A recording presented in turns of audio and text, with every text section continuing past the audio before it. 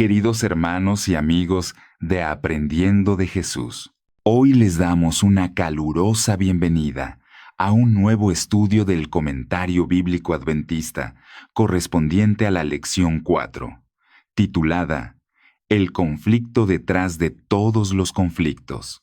En esta lección, descubriremos las raíces espirituales de todas las luchas que enfrenta la humanidad y aprenderemos que, detrás de cada batalla visible, se libra una guerra invisible entre el bien y el mal, entre Cristo y Satanás.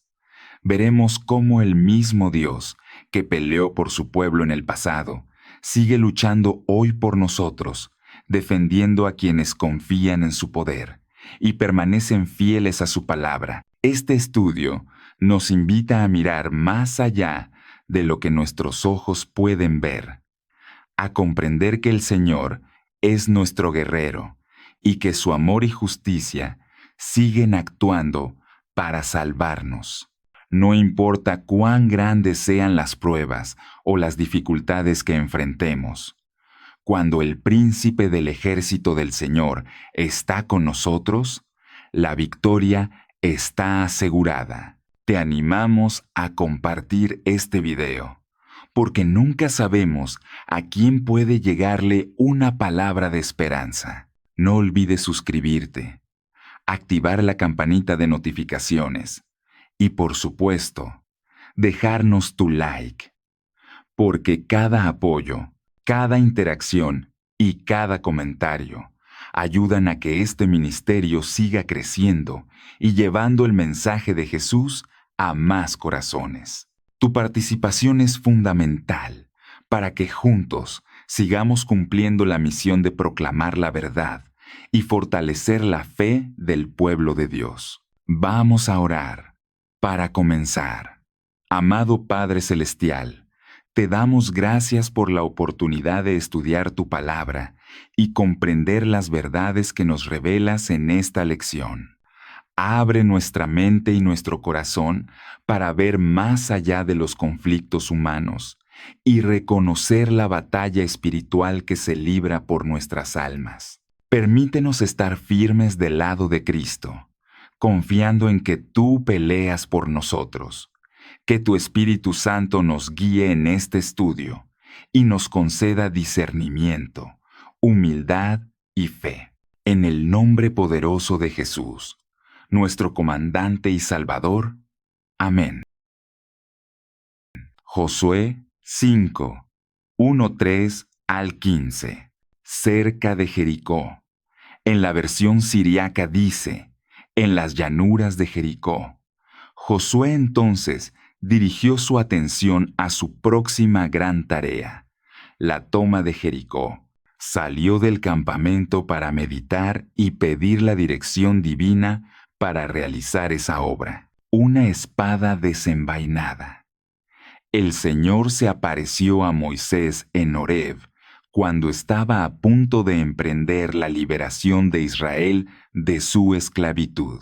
En este momento, cuando Josué estaba por emprender la conquista de Canaán, el Señor se apareció al nuevo caudillo de su pueblo para asegurarle la victoria y el éxito.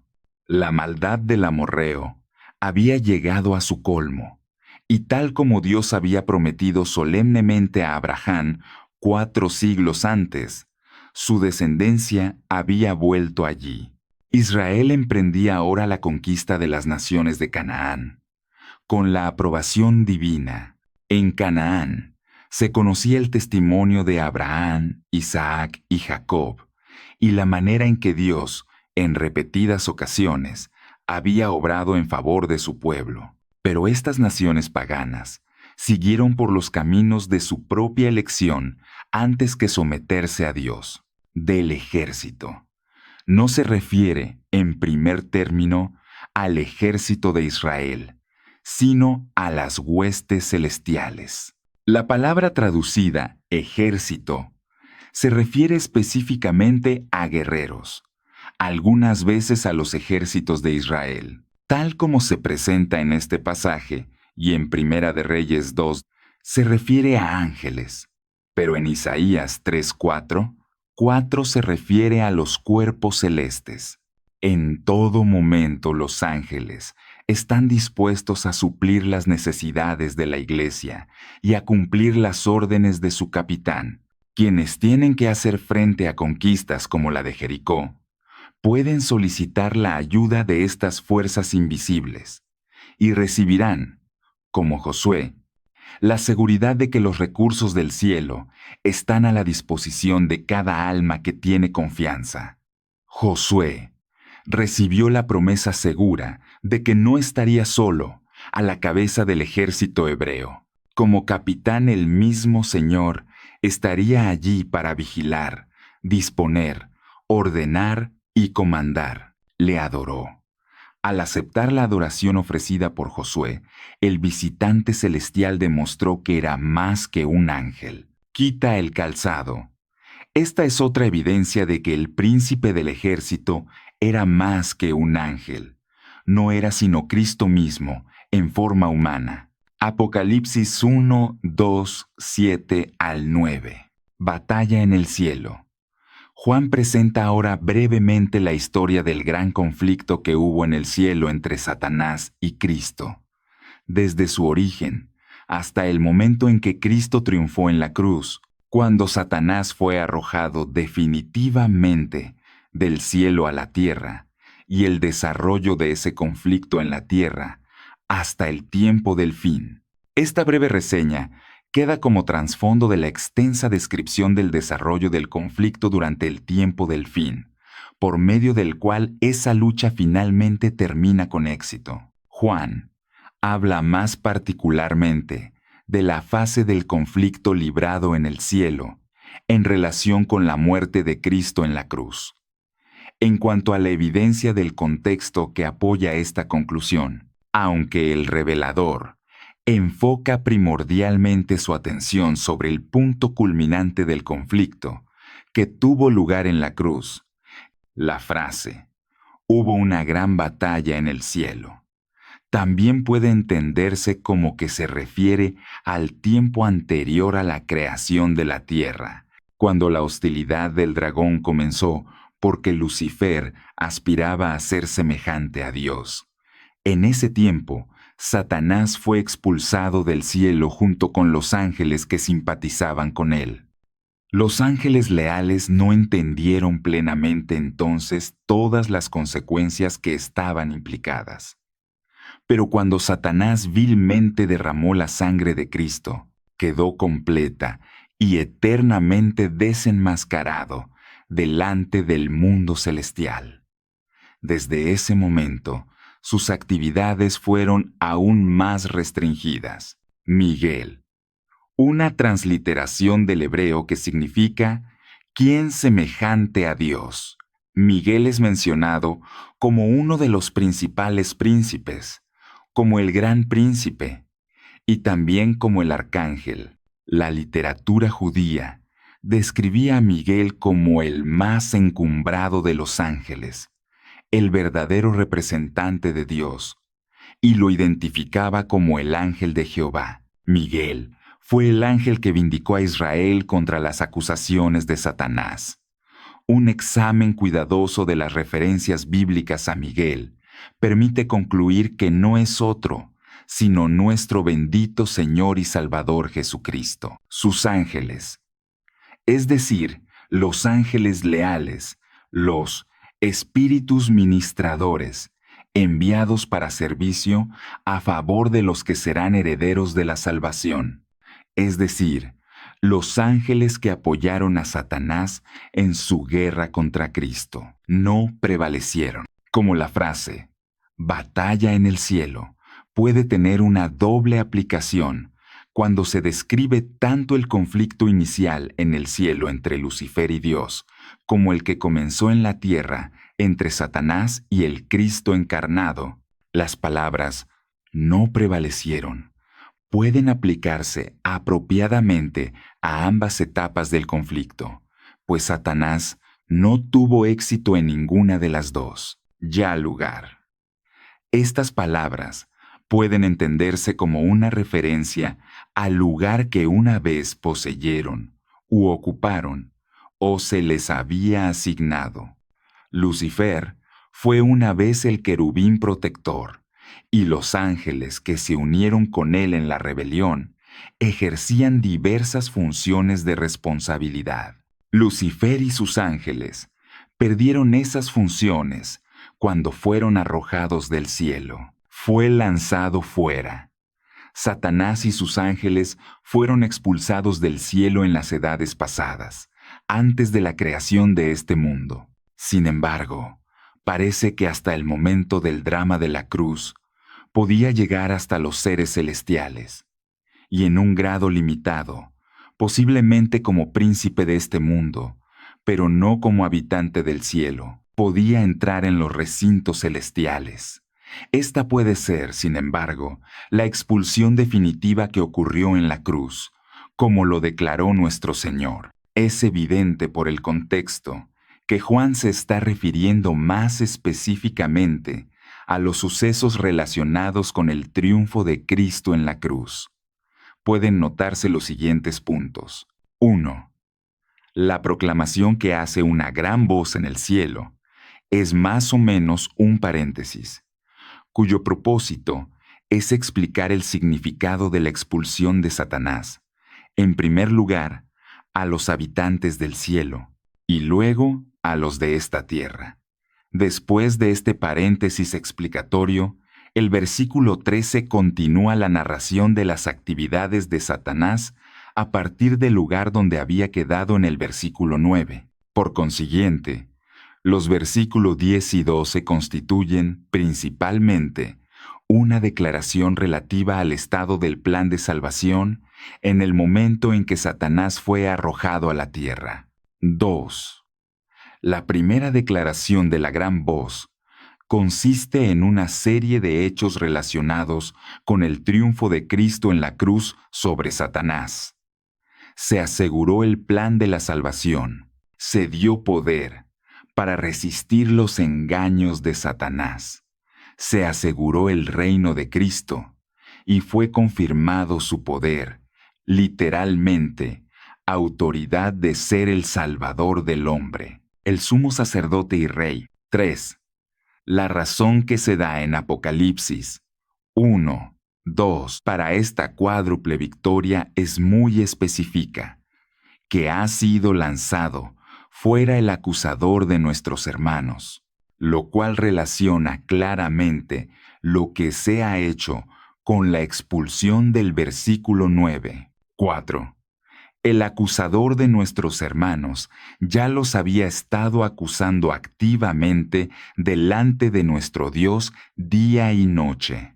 Es obvio que esta caída ocurrió después de que Satanás había estado acusando durante cierto tiempo a los hermanos. Por lo tanto, según parece esta, no puede ser la expulsión original de Satanás, la cual fue, por supuesto, antes de la creación de la tierra y de Adán y Eva. 5. El versículo 11 declara específicamente que fue la sangre del Cordero, la muerte de Cristo en la cruz, la que había hecho posible la victoria sobre el acusador de nuestros hermanos. A la tierra. El conflicto en el cielo comenzó debido a los planes para la creación del hombre. Cuando la tierra fue creada y entregada a Adán, Satanás se esforzó para hacer que cayera el hombre que acababa de ser creado. Cuando consiguió que Adán y Eva cayeran, reclamó la posesión de la tierra, pero lo limitó sus esfuerzos a esta tierra, sino que también tentó a los habitantes de otros mundos. No será sino hasta la segunda venida de Cristo cuando Satanás será completamente confinado a esta tierra durante 1000 años. Al séptimo día.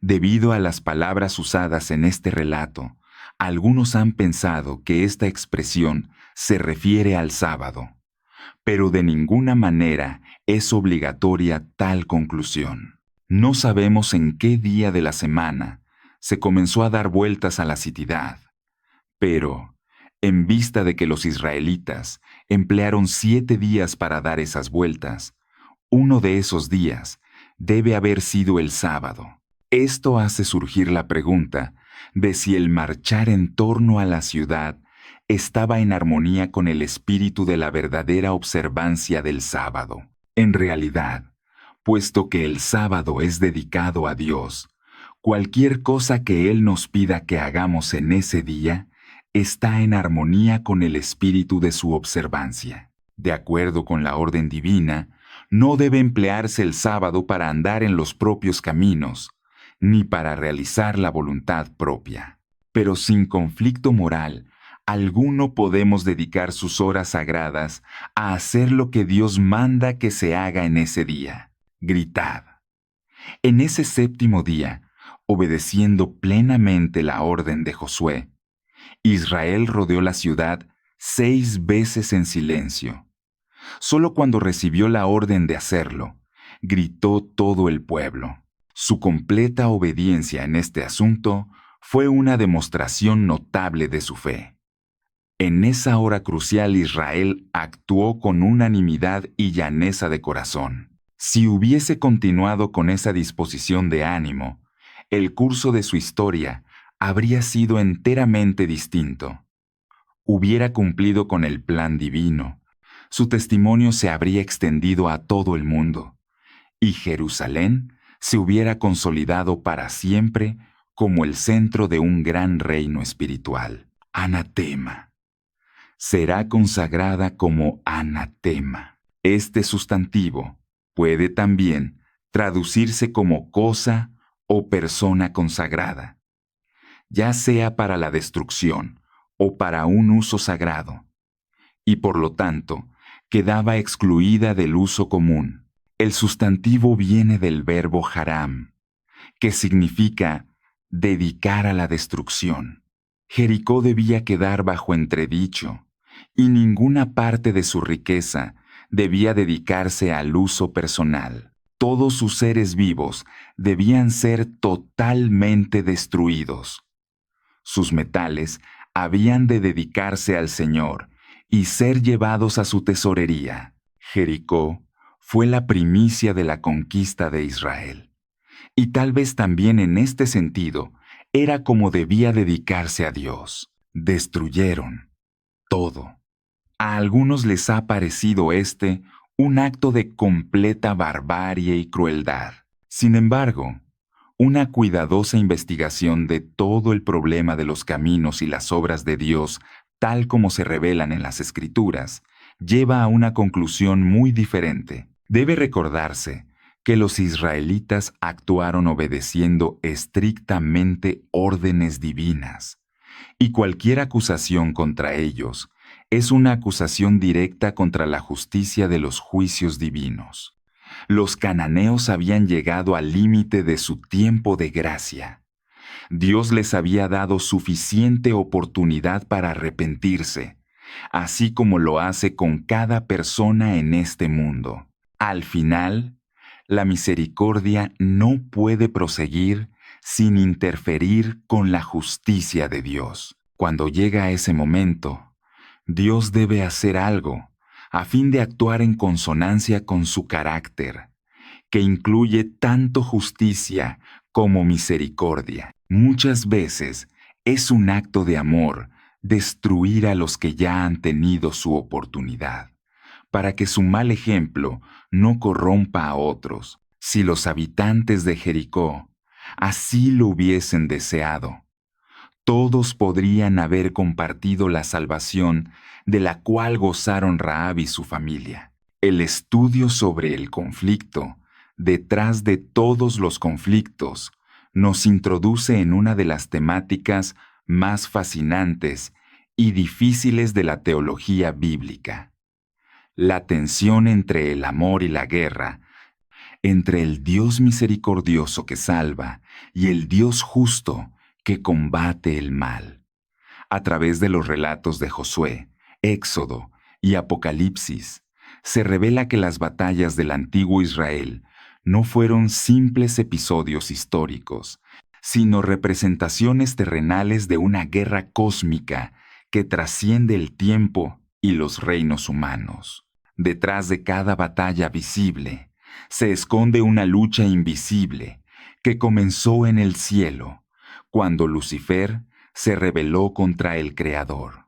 Toda guerra, todo conflicto espiritual, toda prueba humana forma parte de esa contienda entre el bien y el mal, entre la luz y las tinieblas, entre la fidelidad y la rebelión. El primer gran desafío teológico que surge es comprender cómo puede un Dios de amor ser al mismo tiempo un Dios guerrero. A primera vista, parecería contradictorio que el mismo ser, que se revela como misericordioso y clemente, tardo para la ira y grande en misericordia, pueda también ordenar la destrucción de naciones enteras. Sin embargo, cuando se analiza la esencia del conflicto, se entiende que Dios no lucha por ambición, ni destruye por odio.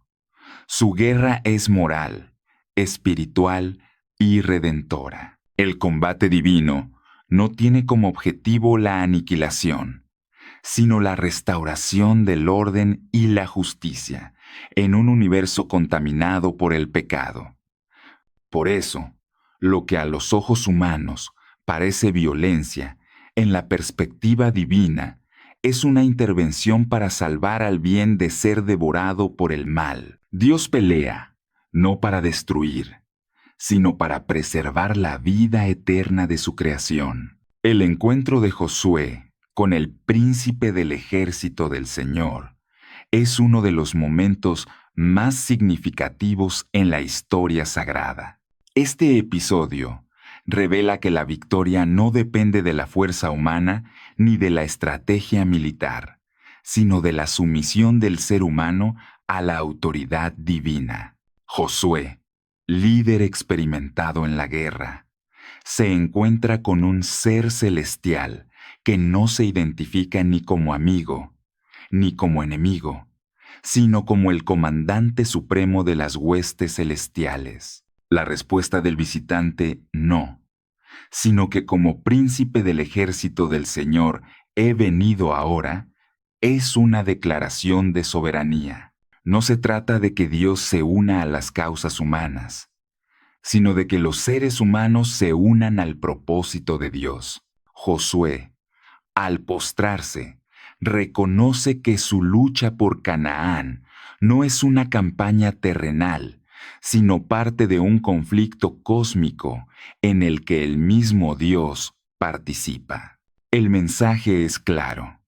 La verdadera batalla no se libra con armas, sino con obediencia. Esa comprensión se amplía al considerar la guerra en el cielo.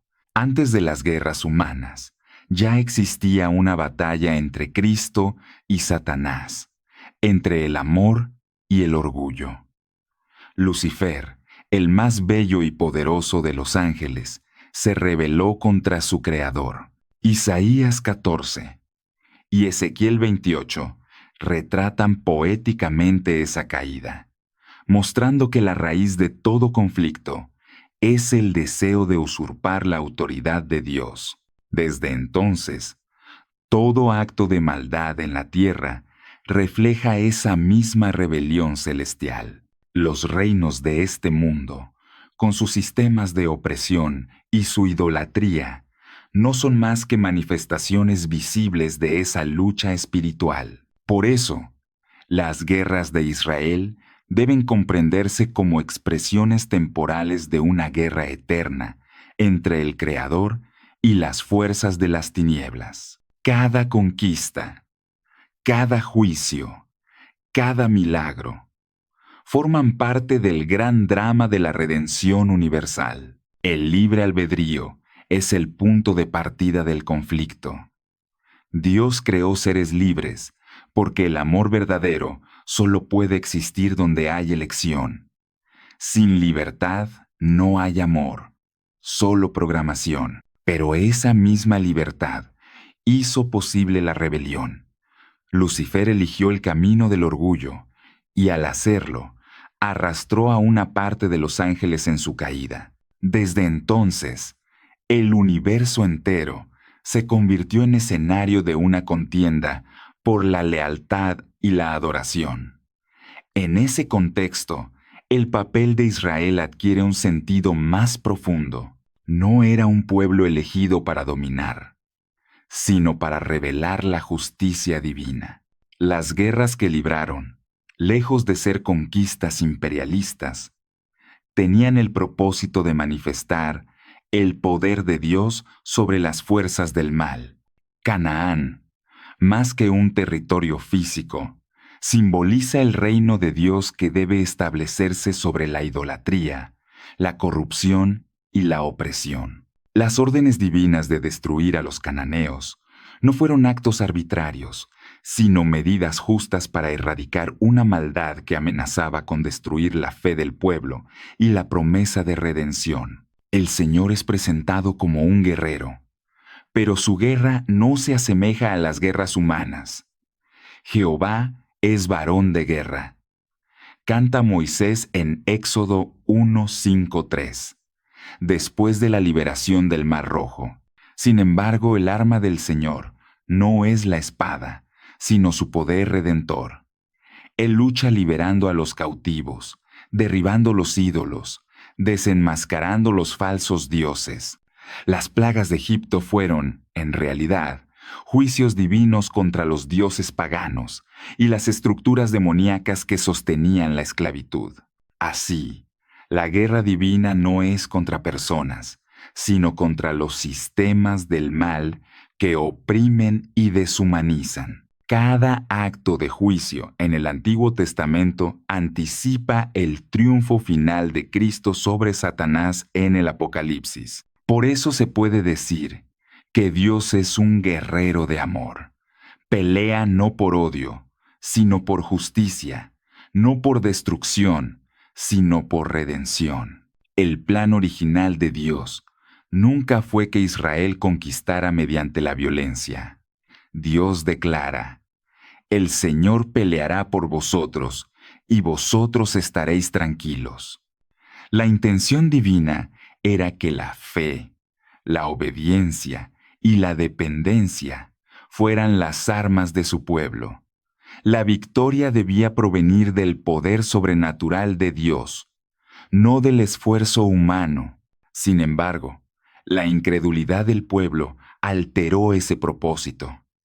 Sus murmuraciones y su constante deseo de controlar la situación los llevaron a una guerra que Dios no había planeado para ellos. Aún así, el Señor, en su misericordia, no los abandonó. Les permitió enfrentar batallas para que aprendieran, a través de la experiencia, que la única forma de vencer es depender completamente de Él. Las guerras de Israel se convirtieron en una escuela espiritual para desarrollar fe y obediencia. Cada derrota fue una lección de humildad, cada victoria un testimonio del poder divino. La murmuración se presenta como una de las fuerzas más destructivas en la relación entre Dios y su pueblo. La desconfianza abre la puerta al miedo, y el miedo produce rebeldía. Cuando Israel murmuró contra el Señor, se apartó de su protección y provocó consecuencias dolorosas. Elena de White explica que si no hubieran murmurado, no habrían tenido necesidad de luchar. Esa idea es profundamente reveladora. La incredulidad genera conflicto, mientras que la fe trae reposo. La lucha innecesaria nace de un corazón que no confía. En la vida cotidiana, esa misma dinámica se repite. Cuando el ser humano deja de confiar en Dios y toma el control por sí mismo, se ve envuelto en batallas internas, ansiedades y fracasos que podrían haberse evitado. La quietud y la confianza en el poder divino siguen siendo la mejor defensa contra las tormentas de la vida. Un episodio significativo en la pedagogía divina es la guerra contra Amalek. narrada en Éxodo 17. Aquí se ve con claridad la cooperación entre lo divino y lo humano. Moisés alza las manos en oración mientras Josué combate, y la victoria depende de la constancia de esa intercesión. Cuando las manos de Moisés se cansan, Israel pierde fuerza. Cuando las levanta, el pueblo prevalece. Este relato enseña que la victoria espiritual depende del contacto continuo con Dios. La oración es el vínculo que canaliza el poder divino a las luchas humanas. Más adelante, en la caída de Jericó, el mismo principio se repite. Israel debe marchar alrededor de la ciudad durante 7 días, sin usar armas, confiando en que la intervención divina derribará las murallas. Y así sucede. Las trompetas y los gritos no tienen poder militar, pero simbolizan la fe que obedece sin cuestionar. La victoria de Jericó no fue ganada por soldados, sino por creyentes que confiaron en la palabra del Señor. En este contexto, la guerra se convierte en una metáfora de la vida espiritual. Cada creyente libra batallas invisibles contra la duda, la tentación, el orgullo y la incredulidad. Como Israel, a veces enfrentamos muros que parecen imposibles de derribar. Sin embargo, la lección es clara. Las murallas caen cuando la fe actúa y el corazón se rinde al poder de Dios. No se trata de pelear con nuestras fuerzas, sino de permanecer en obediencia hasta que el Señor intervenga. La guerra espiritual no es una lucha por controlar el resultado, sino una entrega absoluta a la voluntad divina. Cuando el ser humano aprende a descansar en esa verdad, descubre que el poder de Dios se perfecciona en la debilidad. El juicio sobre los cananeos, aunque severo, debe entenderse desde la perspectiva del amor y la justicia divinos. Durante siglos, Dios había soportado la maldad de esas naciones, dándoles tiempo para arrepentirse. Su idolatría, su violencia y sus prácticas abominables, como los sacrificios humanos, habían alcanzado un punto sin retorno. El juicio divino no fue una reacción impulsiva, sino la culminación de un largo proceso de paciencia divina. Dios no destruye por placer, sino cuando toda posibilidad de arrepentimiento se ha agotado. Dejar que el mal continúe sin límite sería permitir que la corrupción moral consumiera toda esperanza. La destrucción de los cananeos, entonces, fue una medida extrema para preservar el bien. Así como un cirujano debe amputar una parte enferma para salvar la vida del cuerpo, Dios, en su justicia, corta el mal para que la vida espiritual del mundo no muera. Su justicia no contradice su amor, lo perfecciona. Otro aspecto central es la condescendencia divina. Cuando el pueblo no logra alcanzar el ideal, Dios desciende a su nivel y los guía con paciencia. La ley de la guerra en Deuteronomio es un ejemplo de esa pedagogía divina. No representa el deseo eterno de Dios, sino su adaptación al corazón humano endurecido por el pecado. Aun cuando Israel insistía en métodos humanos, Dios permanecía entre ellos, manifestando su poder en medio de la fragilidad. Este principio revela un rasgo admirable del carácter divino: la fidelidad inquebrantable. El Creador no abandona a su pueblo por sus errores, los educa a través de ellos. Cada dificultad es una oportunidad para redescubrir la dependencia de Dios. A través de los fracasos, los creyentes aprenden humildad. A través de los triunfos, aprenden gratitud. La guerra, en este sentido, se transforma en un aula de fe, donde el discípulo aprende que la victoria no es fruto del esfuerzo, sino del favor divino. Las guerras del Antiguo Testamento también anticipan el juicio final. Cada acto de justicia divina en la historia apunta al día en que el mal será erradicado para siempre. Así como los cananeos fueron destruidos para preservar la pureza de Israel, el pecado será finalmente eliminado para restaurar la armonía del universo. El mismo Dios que luchó por su pueblo en el pasado, aparecerá en el Apocalipsis como el jinete del caballo blanco, que juzga y pelea con justicia. La historia, por tanto, no es una sucesión de eventos desconectados, sino una revelación progresiva del plan de redención. Desde las murallas de Jericó hasta el juicio final, el propósito de Dios ha sido el mismo: vindicar su carácter, destruir el mal y establecer un reino de amor eterno. Una frase clave de Elena de White resume todo este mensaje. Dios no quería que tomaran posesión de la tierra por medio de la guerra, sino mediante la obediencia. Esta declaración sintetiza el corazón del conflicto espiritual. Dios no busca guerreros armados, sino corazones fieles. La obediencia es la forma más alta de valentía espiritual. Cuando el ser humano se somete a la voluntad divina, se convierte en instrumento del poder celestial. Así como Israel fue llamado a confiar en Dios para conquistar Canaán, cada creyente es llamado hoy a conquistar su propio corazón por medio de la fe. Nuestra Canaán es la vida eterna, la pureza, la victoria sobre el pecado. Esa conquista no se logra por fuerza ni por inteligencia, sino por entrega total al Espíritu de Dios. Cristo sigue siendo el comandante del ejército celestial, guiando a su pueblo hacia la victoria final. Una de las lecciones más transformadoras de este estudio es la invitación a permanecer quietos mientras el Señor lucha por nosotros.